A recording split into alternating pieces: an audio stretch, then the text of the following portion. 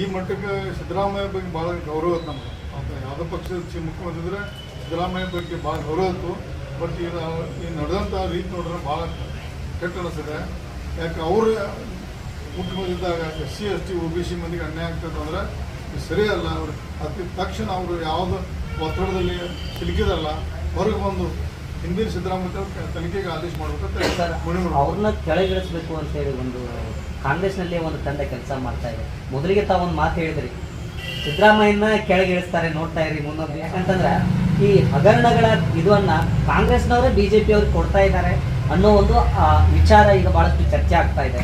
ಕೆಲವೊಂದು ವಿಷಯ ಮಾಧ್ಯಮ ಮಾತಾಡ್ಬಾರ್ದಲ್ಲ, ಆದರೆ ಸಿದ್ದರಾಮಯ್ಯ ಇಳಿಸೋದು ಇರೋದು ಅವ್ರ ಪಕ್ಷದ ಆಂತರಿಕ ಸಮಸ್ಯೆ. ನಾ ಅದ್ರ ಬಗ್ಗೆ ಎಂಟ್ರ್ ಆಗಿ ಬರೋದಿಲ್ಲ. ಆದರೆ ಅವರ ನೋಡ್ರಿ, ಅದು ಉದಾಹರಣೆ ಇವತ್ತು ಕಾಂಗ್ರೆಸ್ ಪಕ್ಷ ಸರ್ಕಾರ ಬರಲಿಕ್ಕೆ ಮೂಲ ಕಾರಣ ಸಿದ್ದರಾಮಯ್ಯ ಅವರು. 135-130 ಅಧಿವೇಶನ ಸಿದ್ದರಾಮಯ್ಯ ಯಾರೋ ನಿಧಿಸ್ಕೊಂಡು CD ಶಿವಣ್ಣ ಅಂತ ಮಾತಾಡಿದ್ರೆ ಅಲ್ಲ. ಈ ಮಹಾನಾಯಕನ ನಾಮಕರಣ ಬದ್ದಾಗಿದೆ.